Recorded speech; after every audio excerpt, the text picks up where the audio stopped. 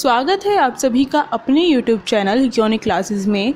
आज हम करेंगे क्लास 12 की जो फिज़िकल एजुकेशन है उसका जो MCQs थे चैप्टर 1 के जो बचे हुए MCQs थे वो हम करेंगे। तो चलिए स्टार्ट करते हैं। हमारे सामने 5th क्वेश्चन है। तो देखिए, वार्षिक खेल दिवस के लिए खेल प्रतियोगिताओं का आयोजन करते हुए अर्जुन और रवि ने खेल के कप्तान और उप कप्तान के होने के नाते नीचे दिखाए गए विभिन्न समितियों का गठन किया। यानी कि जो अर्जुन है वो क्या है, वो कप्तान है, और जो रवि है वो क्या है, उप कप्तान है।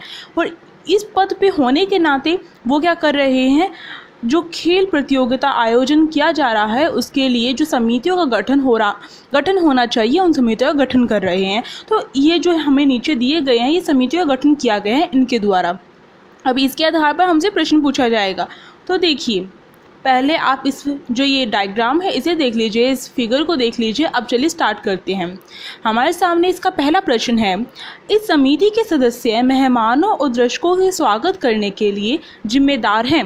यानी कि कौन सी जो समिति है जिसमें मेहमानों के और जो दर्शकगण हैं उनके स्वागत की जिम्मेदारी होती है।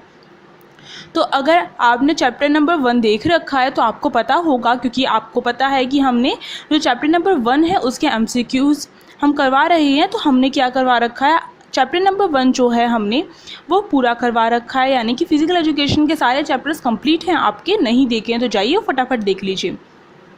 अब देखिए, पहला ऑप्शन है यहाँ पर सजावट समिति, दूसरा है प्रचार समिति, तीसरा है स्वागत समिति और चौथा है परिवहन समिति। तो कौन सा होगा इसका सही ऑप्शन?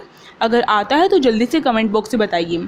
तो देखिए, यहाँ पर मेहमान और दर्शकों के स्वागत करने के लिए जिसके ऊपर जिम्मेदारी होती है वो होती है स्वागत समिति। यहाँ पर आप नाम से दे सकते हैं जो स्वागत करती है, जो स्वागत समिति, इसलिए इसका थर्ड वाला जो ऑप्शन है वो बिल्कुल सही है। अब अगला प्रश्न देखते हैं हम। अगला प्रश्न हमारे सामने है, दूसरा स्थल, तिथि और घटनाओं की घोषणा की जिम्मेदारी है। तो जो स्थल, तिथि और जो घटनाओं की घोषणा करने की जिम्मेदारी कौन सी समिति के पास होती है वो हमें बताना है।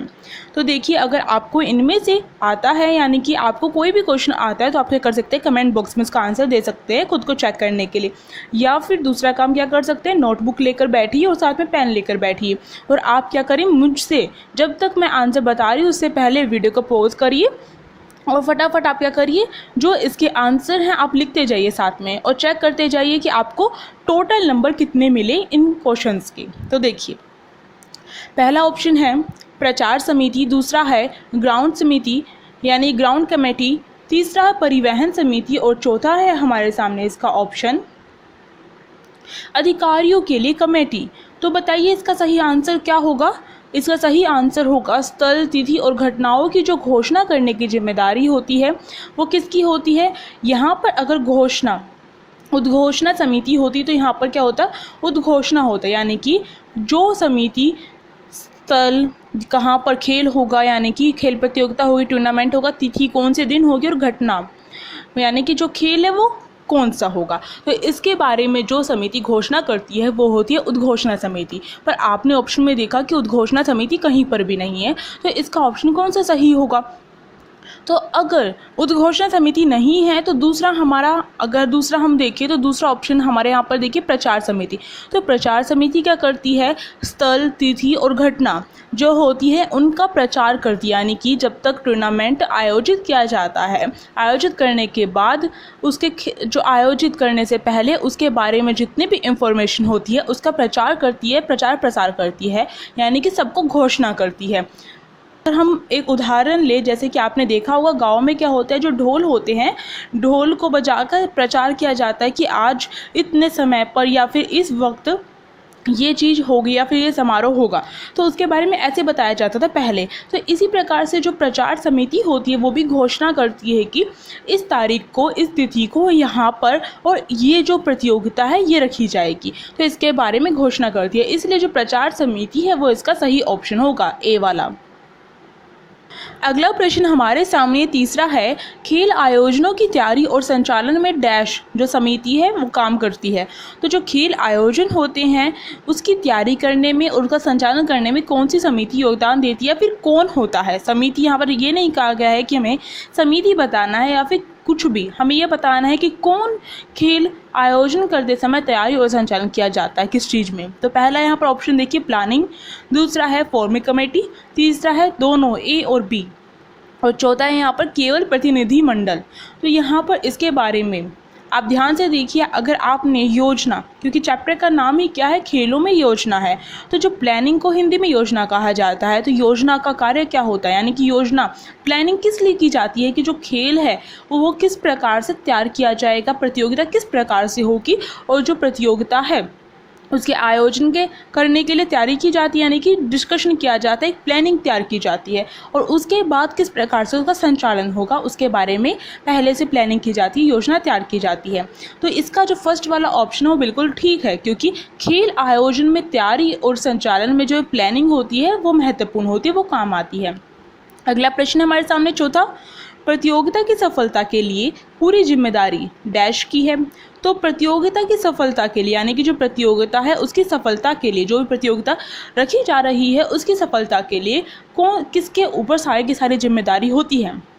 पहला ऑप्शन घोषणा समिति, दूसरा प्रशासनिक निदेशक, तीसरा प्राथमिक चिकित्सा समिति, और चौथा अधिकारियों के लिए समिति। तो जो घोषणा समिति होती है वो क्या करती है, तिथि, स्थान और घटना, यानी कि जो खेल कहाँ पर होगा उसके बारे में सारी इंफॉर्मेशन देती है, घोषणा करती है। तो ये तो नहीं होगा, ये ऑप्शन से कट हो गया। अगला देखिए प्रशासनिक निदेशक, जो प्रशासनिक निदेशक होता है उसके ऊपर ही सारी जिम्मेदारी होती है, क्योंकि जो प्रशासनिक निदेशक होता है वो क्या होता है, हेड होता है इन समितियों का। अगर जो खेल प्रतियोगिता या फिर टूर्नामेंट है वो सफलता से पूर्ण नहीं हो पाता है तो दोष चाहे किसी भी समिति का क्यों ना हो, फिर भी क्या है, जो जिम्मेदारी है वो किसको सौंपी जाती है, प्रशासनिक निदेशक को, क्योंकि प्रशासनिक निदेशक ही तय करता है किस प्रकार से समितियां कार्य करेंगी जिससे कि जो है ये जो टूर्नामेंट है सफलतापूर्वक पूर्ण हो जाएगा। इसका निर्देशन करता है प्रशासनिक निदेशक, उसका कार्य होता है। तो इसलिए इसकी जिम्मेदारी किसकी होगी, प्रशासनिक निदेशक की होगी, इसलिए इसका ऑप्शन नंबर ए बिल्कुल सही है। अगला प्रश्न देखिए, पांचवा है हमारे सामने, रिकॉर्ड के लिए एक उचित स्कोर शीट तैयार करने के लिए डैश जिम्मेदारी है। तो रिकॉर्ड के लिए, जब रिकॉर्ड के लिए एक शीट तैयार की जाती है, स्कोर शीट, यानी कि जिसमें जो स्कोर होते हैं वो लिखे जाते हैं, तो वो जो तैयार करने की जिम्मेदारी डैश की जिम्मेदारी होती है। तो पहला यहाँ पर ऑप्शन है पूर्व टूर्नामेंट, दूसरा टूर्नामेंट के दौरान, तीसरा टूर्नामेंट के बाद में, और चौथा उपरोक्त सभी। तो अगर आप थोड़ा सा ध्यान देने की कोशिश करें तो जो स्कोर होते हैं, यानी कि जो मार्क्स मिलते हैं, जो स्कोर मिलते हैं वो कब मिलते हैं। ऐसा तो नहीं है कि टूर्नामेंट से पहले जो खिलाड़ी और जो दर्शक जो खिलाड़ी हैं उन्हें मार्क्स दे दिए जाएंगे, स्कोर दे दिए जाएंगे, नहीं। जो स्कोर है वो कब दिए जाएंगे, टूर्नामेंट के दौरान दिए जाते हैं। तो शीट भी कब तैयार की जाएगी, टूर्नामेंट के दौरान तैयार की जाएगी, इसलिए टूर्नामेंट के जो दौरान है वो इसका सही वाला ऑप्शन होगा बी। अब यहाँ से देखिए अगला प्रश्न शुरू हो गया है हमारा, अगला पैराग्राफ दे दिया गया है और उसके अकॉर्डिंग क्वेश्चन पूछे गए हैं। तो देखिए, जैसा कि श्री किरेन रिजिजू खेल मंत्री ने शारीरिक क्षमता विकसित करने के लिए स्कूली छात्रों के बीच कबड्डी के खेल को लोकप्रिय बनाने का आदेश दिया है। एक प्रतिष्ठित सीबीएसई स्कूल के शारीरिक शिक्षक श्री गोपी ने अपने स्कूल परिसर में एक इंटर स्कूल कबड्डी टूर्नामेंट आयोजित करने का फैसला किया है।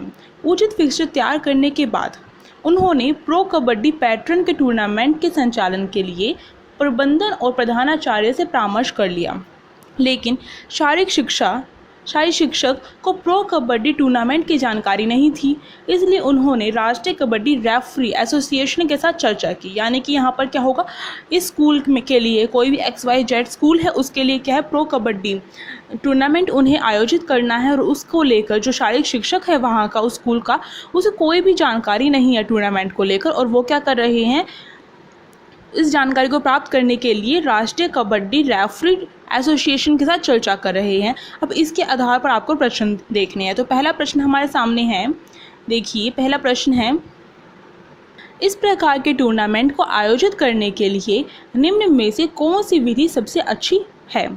तो कबड्डी टूर्नामेंट को आयोजित करने के लिए सबसे अगर अच्छी विधि को देखा जाए तो सबसे अच्छी विधि यहाँ पर पहला ऑप्शन नॉकआउट टूर्नामेंट, दूसरा लीग, तीसरा लैडर और चौथा है पिरामिड। तो सबसे अच्छी विधि की बात की जाए तो वो होगा लीग। क्यों होगा लीग विधि? क्योंकि लीग विधि में क्या है, जो कम सदस्य होते हैं। लीग विधि में क्या होता है कि हर एक सदस्य को मौका मिलता है, हर एक टीम को मौका मिलता है दूसरी टीम के साथ खेलने के लिए, और एक अच्छा जो प्लेयर होता है वो लास्ट तक जाता है और विजेता घोषित हो पाता है, इसलिए इसका लीग टूर्नामेंट सही होगा। अगला प्रश्न हमारे सामने है, नॉकआउट टूर्नामेंट के रूप में जाना जाता है। तो नॉकआउट टूर्नामेंट के रूप में कौन सा ऑप्शन इसमें से जाना जाता है? तो देखिए, पहला ऑप्शन है संयोजन टूर्नामेंट, दूसरा एलिमिनेशन टूर्नामेंट, तीसरा लीग टूर्नामेंट और चौथा है लीग कम नॉकआउट टूर्नामेंट। तो बताइए कौन सा होगा? ये हमने कर रखा है। अगर आप देख रहे होंगे जितने भी MCQs हैं वो हमारे चैप्टर के बाहर से नहीं आए हुए हैं। अगर आपने चैप्टर नहीं देखा है तो आपसे रिक्वेस्ट है कि पहले आप चैप्टर देखिए, तभी आपको ये अच्छे से क्लियर होंगे MCQs। तो देखिए, जो नॉकआउट टूर्नामेंट हमने पढ़ा था कि जो नॉकआउट टूर्नामेंट है उसका जो दूसरा नाम है वो कौन सा होता है। अब मैंने आपको कहा था दूसरा नाम भी याद रखना है और नॉकआउट टूर्नामेंट भी नाम याद रखना है। तो दूसरा नाम हमने क्या पढ़ा था? एलिमिनेशन टूर्नामेंट पढ़ा था। तो इसलिए इसका बी वाला जो है वो बिल्कुल सही होगा। नॉकआउट टूर्नामेंट को एलिमिनेशन टूर्नामेंट के नाम के तौर पर भी जाना जाता है, इसके रूप में भी जाना जाता है। अब अगला क्वेश्चन हमारे सामने है, इस टूर्नामेंट में 17 टीम भाग ले रहे हैं, कितनी टीमों को बाई मिलेगा? तो कितने टीमों को बाई मिलेगा? अगर मान लीजिए जो 17 टीमें भाग ले रही हैं, हम नॉकआउट टूर्नामेंट को देखिए, उसके आधार पर बाइज निकालें। तो नॉकआउट टूर्नामेंट में बाइज निकालने का फॉर्मूला क्या होता था? 2 की अगली पावर माइनस में n। तो 2 की अगली पावर कितनी होगी? अगर 70 को देखें, 17 को 2 1 जा 2 2 जा 4 4 2 जा 8 8 2 जा 16 16 2 जा 32। तो क्योंकि हमें कम तो नहीं लेना है 17 से, और 17 से ज़्यादा हो तो कोई प्रॉब्लम नहीं है, पर 17 से कम नहीं लेना है, इसलिए हमने 32 तक कर लिया। अब ये 2 कितनी बार रिपीट हुए हैं, यानी कि 32 हो गया। 32 माइनस में 17 करेंगे, एन मतलब होता है हमारी टोटल टीम, इक्वल टू हमारा कितना निकल के आया है? हमारा 15 निकल के आया है। इसलिए इसका ऑप्शन नंबर जो ए है वो इसका बिल्कुल सही है।